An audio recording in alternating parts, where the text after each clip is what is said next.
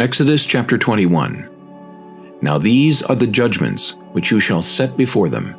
If you buy a Hebrew servant, he shall serve 6 years, and in the 7th he shall go out free and pay nothing. If he comes in by himself, he shall go out by himself. If he comes in married, then his wife shall go out with him. If his master has given him a wife, and she has borne him sons or daughters, the wife and her children shall be her master's, and he shall go out by himself. But if the servant plainly says, I love my master, my wife, and my children, I will not go out free, then his master shall bring him to the judges. He shall also bring him to the door, or to the doorpost, and his master shall pierce his ear with an awl, and he shall serve him forever. And if a man sells his daughter to be a female slave, she shall not go out as the male slaves do.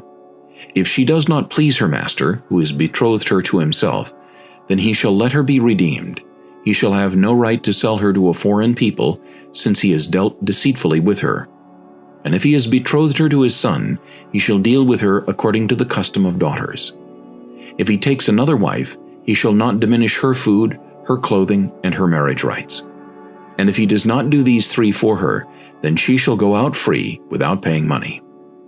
He who strikes a man so that he dies shall surely be put to death. However, if he did not lie in wait, but God delivered him into his hand, then I will appoint for you a place where he may flee. But if a man acts with premeditation against his neighbor to kill him by treachery, you shall take him from my altar that he may die. And he who strikes his father or his mother shall surely be put to death. He who kidnaps a man and sells him, or if he is found in his hand, shall surely be put to death. And he who curses his father or his mother shall surely be put to death. If men contend with each other, and one strikes the other with a stone or with his fist, and he does not die but is confined to his bed, if he rises again and walks about outside with his staff, then he who struck him shall be acquitted. He shall only pay for the loss of his time, and shall provide for him to be thoroughly healed. And if a man beats his male or female servant with a rod, so that he dies under his hand, he shall surely be punished. Notwithstanding, if he remains alive a day or 2, he shall not be punished, for he is his property. If men fight and hurt a woman with child, so that she gives birth prematurely, yet no harm follows, he shall surely be punished accordingly as the woman's husband imposes on him, and he shall pay as the judges determine. But if any harm follows, then you shall give life for life, eye for eye, tooth for tooth, hand for hand, foot for foot, burn for burn, wound for wound, stripe for stripe. If a man strikes the eye of his male or female servant and destroys it, he shall let him go free for the sake of his eye. And if he knocks out the tooth of his male or female servant, he shall let him go free for the sake of his tooth. If an ox gores a man or a woman to death, then the ox shall surely be stoned, and its flesh shall not be eaten, but the owner of the ox shall be acquitted.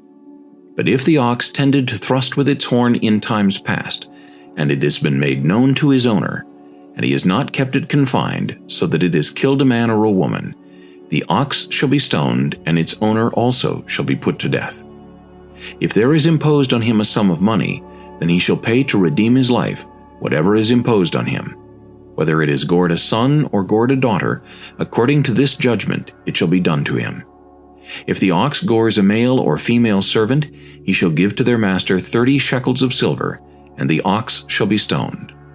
And if a man opens a pit, or if a man digs a pit and does not cover it, and an ox or donkey falls in it, the owner of the pit shall make it good. He shall give money to their owner, but the dead animal shall be his. If one man's ox hurts another's, so that it dies, then they shall sell the live ox and divide the money from it, and the dead ox they shall also divide.